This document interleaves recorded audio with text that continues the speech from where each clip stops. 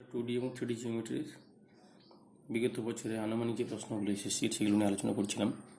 সেক্ষেত্রে আমরা আজকে 15 নম্বর প্রবলেমটার কথা আলোচনা করব। Origin be shifted to the point p 4, -2 and the coordinate x is x, y be rotated so that the new positive x-axis is along pq where q is the point -3, 5. Find the transform equation. তো এক্ষেত্রে অরিজিনটাকে shift করা হয়েছে 4, -2 পয়েন্টে এবং নতুন যে x এক্সিসটা সেই এক্সিসটা PQ অক্ষ বরাবর, অর্থাৎ নতুন এক্স অক্ষ যদি পিকিউ বরাবর হয়ে যায় সেক্ষেত্রে পি পয়েন্ট যেটা সেই পি পয়েন্টের কোঅর্ডিনেটটা কিন্তু নতুন এক্স অক্ষের উপরেই থাকবে, আবার কিউ পয়েন্টটা নতুন এক্স অক্ষের উপরে থাকবে, ফলে তাদের স্থানাঙ্কের পরিবর্তন হবে গিয়ে। তো এই অঙ্কটা আমরা পূর্বে যে 2 নম্বর প্রবলেমটা ইউজ করেছি অঙ্কটা আমরা আলোচনা করেছি সেটার মতো। Find the coordinates of new origin আর 2, 1 and the axis are rotated through an angle 60 degree. 3 number problem ta the coordinates of 2 points are 3, -2 and 3 + 3√3, 1. The origin is shifted to the point 3, -2 and the new x-axis is the line joining the given points. তো সেক্ষেত্রে এটা যদি অরিজিনটা 3, -2 পয়েন্টে shift হয়েছিল সেক্ষেত্রে আমরা ধরে নিয়েছিলাম ট্রান্সফরমেশনের ফর্মুলাটা হচ্ছে গিয়ে এটা আমাদের সবারই জানা, x = x dash cos θ minus y dash sin θ plus alpha, y = x dash sin θ plus y dash cos θ plus beta. এখানে আলফা বিটা পয়েন্টটা যেহেতু অরিজিনটা 3, -2 পয়েন্টে শিফট করা হয়েছে তাই আলফার জায়গায় 3 বসবে আর বিটার জায়গায় -2 বসবে। এখন নতুন এক্স অক্ষের উপরে এই পয়েন্টটা রয়েছে 3 + 3√3, 1। এই পয়েন্টটা যেহেতু নতুন এক্স অক্ষের উপরে রয়েছে তাহলে আমরা ধরে নিচ্ছি এই পয়েন্টের কোঅর্ডিনেটটা দেখতে c, 0 প্যাটার্নের হবে, কারণ এক্স অক্ষের উপরে যে কোনো পয়েন্টের স্থানাঙ্ক হয়ে যায় আলফা, 0 প্যাটার্নের বা a, 0 প্যাটার্নের, এখানে c, 0 প্যাটার্নের নিয়েছে।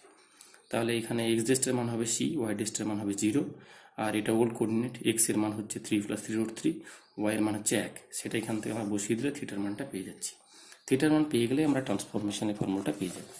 তো এই অঙ্কটার ক্ষেত্রে কি হবে গিয়ে, যেটা আমরা 15 অঙ্কটা বলছিলাম, এখানে আলফার জায়গায় বসবে 4, বিটার জায়গায় বসবে -2, আর এই -3,5 যে পয়েন্টটা সেই পয়েন্টটা নতুন কোঅর্ডিনেট হবে c, 0। তাহলে এখানে এক্স হবে -3, ওয়াই হবে 5, এক্স ডেস্ট হবে c আর ওয়াই ডেস্ট হবে 0, পুরোপুরি এই 3 অঙ্কটার মতোই। তোমরা এই সমাধানটা করে নিও। পরবর্তী problem, determine whether the point 1, 2, 3 is an inside point of the sphere. আমাকে দেখতে হবে এই যে পয়েন্টটা 1, 2, 3 পয়েন্টটা এটা স্ফিয়ারের ইনসাইডে রয়েছে কিনা। তো এই ধরনের প্রবলেম আমরা পেয়েছি কোন একটা পয়েন্ট সার্কেলের ভিতরে রয়েছে না উপরে রয়েছে না সার্কেলের বাইরে রয়েছে, ঠিক একই ধরনের প্রবলেম একটা স্ফিয়ারের মধ্যে এই পয়েন্টটা রয়েছে কিনা। তো আমরা প্রাথমিকভাবে এটাকে আমরা এইভাবে ভাবতে পারি, যদি স্ফিয়ারের উপরে হয় তাহলে স্ফিয়ারটা স্যাটিসফাই করবে, যদি স্ফিয়ারের উপরে পয়েন্ট হয় তাহলে স্ফিয়ারটা স্যাটিসফাই করবে। যদি ইনসাইডের পয়েন্ট হয়, ইনসাইডের পয়েন্ট হলে কি হবে কি, সেন্টার থেকে এই যে দূরত্ব হবে কি এটা স্ফিয়ারের রেডিয়াসের থেকে ছোট হবে। এটা যদি স্ফিয়ারের সেন্টার হয়ে যায়, পয়েন্ট যদি ইনসাইডে হয় তাহলে এই যে দূরত্বটা এই দূরত্বটা স্ফিয়ারের রেডিয়াসের থেকে ছোট হয়ে যাবে। আবার যদি পয়েন্টটা আউটসাইডে হয়ে যায় তাহলে এই সেন্টার থেকে স্ফিয়ারের সেন্টার থেকে এই পয়েন্টের যে ডিস্টেন্স হবে, স্ফিয়ারের সেন্টার থেকে পয়েন্টের যে ডিস্টেন্স হবে সেটা অবশ্যই রেডিয়াস থেকে বড় হবে, এভাবে আমরা বলতে পারি। তো প্রাথমিকভাবে যে প্রবলেমটা দেওয়া রয়েছে সেই প্রবলেমটা থেকে আমরা যদি লিখি, এটা দেখতে অনেকটা x - 1 whole square plus y - 2 whole square plus z - 3 whole square equals to 25 বা 5 স্কোয়ার হয়ে যাবে। তাহলে এক্ষেত্রে দেখতে পাচ্ছি স্ফিয়ারের সেন্টারটা হবে 1, 2, 3, অর্থাৎ স্ফিয়ারের সেন্টারটা হচ্ছে 1, 2, 3 আর রেডিয়াস হচ্ছে 5। তো আমাদের বিচার করতে বলেছে 1, 2, 3 পয়েন্টটা কোথায় রয়েছে, এটা তো সেন্টার স্ফিয়ারের, তাহলে অবশ্যই এটা ভিতরে রয়েছে। তাছাড়া আমরা কি বলতাম না, প্রাথমিকভাবে আমরা এইভাবে বলতে পারি যে পয়েন্টটা থেকে এই সেন্টার যে দূরত্ব সেই √(x2 - x1² + y2 - y² + z2 - z1², এখান থেকে দূরত্বের ফর্মুলা বসিয়ে দুটো পয়েন্টের মধ্যে ডিস্টেন্স বার করে নিলাম। যদি সেই দূরত্বটা রেডিয়াসের থেকে ছোট হয়ে যায় তাহলে পয়েন্টটা স্ফিয়ারের ভিতরে থাকবে, আর যদি রেডিয়াস থেকে বড় হয়ে যায় তাহলে বাইরে থাকবে। আর ওখানে আমরা জাস্ট কার্ভের উপরে বসিয়ে রেখেছিলাম, এখানেও তাই করতে পারি, কার্ভের উপরে পয়েন্টটা বসিয়ে দিলাম, সেক্ষেত্রে <0 হলে ইনসাইড, =0 হলে উপরে, >0 হলে আউটসাইড। পরবর্তী প্রবলেম 17 নম্বর, দুটো কার্ভ রয়েছে y = x² এবং y² = x। এই দুটো পয়েন্ট 1, 1 দিয়ে যায়, এদের মাঝের কোণটা আমাদের বার করতে হবে। Find the angle of intersection of this point. এখন আমরা এটাকে ডিফারেন্সিয়াল ক্যালকুলাসের মাধ্যমে সলভ করতে পারি। দুটোর 1, 1 পয়েন্টে ট্যানজেন্ট বার করলাম, ট্যানজেন্টের গ্রেডিয়েন্ট বার করলাম, দিয়ে ট্যান থিটার ফর্মুলা আমরা জানি, tan θ = m2 minus m1 by 1 plus m1 m2। সেক্ষেত্রে আমরা ট্যানজেন্ট ইকুয়েশন দিয়ে করতে পারি। তো এখানে আমরা একটু জেনারেল সমাধান কীভাবে করবো সেই হারটা দেখছি।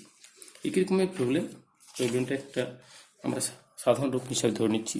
এই যে প্রবলেমটা রয়েছে, prove that the two parabola y is equal to 4x and x is equal to 4by cut one another at an angle এটা। তো এটা হচ্ছে জেনারেল রূপ। আমাদের হচ্ছে y is equal to x and x is equal to y, এটা তার general রূপ। তো সেক্ষেত্রে কমন পয়েন্ট এখানে 1,1 দেওয়া রয়েছে। আমাদের এখানে ধরে নিয়েছি x1, y1 হচ্ছে কমন পয়েন্ট। তাহলে x1, y1 যদি কমন পয়েন্ট হয় তাহলে প্রথম কার্ভের উপরে ট্যানজেন্ট ইকুয়েশনটা বার করে নিয়েছি। এক্ষেত্রে আমরা ট্যানজেন্ট ইকুয়েশন শিখেছি y স্কোয়ারের জায়গায় y1 বসাতে হয়, 2x এর জায়গায় x প্লাস x1 বসাতে হয়। এখান থেকে দুটো ট্যানজেন্ট ইকুয়েশন বার করা হয়েছে। ট্যানজেন্ট ইকুয়েশন যে বার করা হয়ে গেলো, এখান থেকে y equal two mx plus c আকারে লিখলে আমরা গ্রেডিয়েন্টগুলো পেয়ে যাব। তো প্রথমটার ক্ষেত্রে গ্রেডিয়েন্ট হবে গিয়ে 2a বাই y1, দ্বিতীয় ক্ষেত্রে গ্রেডিয়েন্ট হবে গিয়ে x1 বাই 2b। এরপর ট্যান থিটার formula m1 minus m2 by 1 plus m1 m2 বসিয়ে আমরা এটা পাওয়া গেছে এই ক্যালকুলেশনটা। তো তোমরা এইভাবেই সমস্যার সমাধান করবে। এটা জেনারেল ভিউ ছিল প্রবলেমটা সমাধান করা। আমরা চলে আসছি পরবর্তী problem. Reduce the equation to the canonical form and state the nature of the conic. Canonical ফর্মে রূপান্তর করতে হবে। তো ক্যানোনিক্যাল রূপান্তর করার জন্য আমরা আগে আলোচনা করেছি বিস্তৃতভাবে, সেক্ষেত্রে তোমরা সেই ধারণা থেকে এগোতে পারো। প্রাথমিকভাবে আমরা কী করবো, ডেল্টাটা দেখবো। HG, HBF, GFC, HG, HBF, GFC, det ভ্যালুটা ইকুয়ালস টু 0 হয়ে গেলে pair of straight line, not equals to 0 হয়ে গেলে প্রপার কনিক। এরপর এবি মাইনাস এই স্কোয়ারের ভ্যালু দেখতে হয়। এবি মাইনাস এই স্কোয়ারের value less than equals to 0 বা গ্রেটার দেন 0। যদি ইকুয়ালস টু 0 হয়ে যায় তাহলে প্যারাবোলা হয়ে যায়। যদি লেস দেন 0 হয় এবি মাইনাস এই স্কোয়ারের ভ্যালু, সেক্ষেত্রে এটা হাইপারবোলা হয়ে যাবে। এবং এবি মাইনাস এই স্কোয়ারের ভ্যালু যদি গ্রেটার দেন 0 হয় তাহলে এলিপস হবে। তো এক্ষেত্রে তোমরা দেখবে সে অনুসারে আমরা পূর্বে আলোচনা করেছি, তার হেল্প নিয়ে ক্যানোনিক্যাল ফর্মটা এটা করতে পারো। পরবর্তী problem, find the vertex and locus of the conic y equal to x tan alpha minus g by 2 mu square cos square alpha equals to x square. এটার ভার্টেক্স এবং ফোকাস, লোকাস নয়, এটা focus বার করতে হবে। তো vertex এবং focus বার করা, এক্ষেত্রে এই প্রবলেমটা দুটো জায়গা থেকে আমরা দেখতে পারি। দুটো জায়গার কমন প্রবলেম, একটা হচ্ছে ডিনামিক্সের প্রবলেম আর একটা হচ্ছে জিওমেট্রির প্রবলেম। তো এই দুটো প্রবলেম একসাথে কম্বাইন আকারে রয়েছে। এই প্রবলেমটা দেখতে গেলে ভালো problem. Motion of a projectile যেটা আমরা প্যারাবোলা ইকুয়েশন পাই, সেই ইকুয়েশনটা হুবহু আমাদের দেখতে এরকমই হয়। আমরা এটার সাথে পরিচিত রয়েছি। ইকুয়েশনটা এই আকারে এসে যায়, y equal to x tan alpha minus 1 by half g x square by square cos square alpha. এই হচ্ছে ইকুয়েশনটা মোশন অফ এ প্রজেক্টাইল। এটা আমরা পরবর্তী ক্ষেত্রে ডিনামিক্স যখন আলোচনা করবো সেখানে তোমরা ভালোভাবে পাবে। এখন এটা থেকে আমাদের প্যারাবোলার যে ইকুয়েশন সে কাছে নিয়ে আসবো। তো এই এক পার্টটা এখান থেকে শুরু হচ্ছে গিয়ে, এক্ষেত্রে আমরা ক্যালকুলেশন করেছি, ক্যালকুলেশন করলে এই এক একটা আসবে। এরপর এক্স স্কোয়ার মাইনাস এই কনস্ট্যান্ট ইন্টু এক্স, এবং ডান দিকে একটা ওয়াই যুক্ত রাশিমালা রয়েছে। এটা x minus u square sine alpha cos alpha by g whole square, এই আকারটা এসেছে। এটা আকারটা আসার পর তোমরা এটা সে টেলি করে ক্যালকুলেশনটা দেখে নেবে। ক্যালকুলেশনটা তো পুরোপুরি দেওয়া রয়েছে। এখান থেকে আমরা যেগুলো বলেছে, সেন্টারে কোঅর্ডিনেট অফ দ্য ভার্টেক্স পাওয়া গেছে, এবং ফোকাসের কোঅর্ডিনেট। এটা হচ্ছে গিয়ে ভার্টেক্সের কোঅর্ডিনেট এবং এটা ফোকাসের কোঅর্ডিনেট। ক্যালকুলেশন দেওয়া রয়েছে, কীভাবে রয়েছে এটার সাথে তোমরা পূর্বেই পরিচিত রয়েছো। এটা ক্লাস 11 আমাদের রয়েছে, ঠিক আছে। এইটা ছিল গিভেন ইকুয়েশনটা, মোশন অফ এ প্রজেক্টাইলের প্রবলেম বললাম। এরপর এটা ক্যালকুলেশন রয়েছে, এটা y ইকুয়ালস টু এটা মাইনাস ওয়াই করেছে, বা তোমরা এখানে এক্স স্কোয়ার করে বার করতে পারো। এক্স স্কোয়ার মাইনাস এই একটা প্রথমত দেখে নেবে, ক্যালকুলেশন করলে চলে আসবে।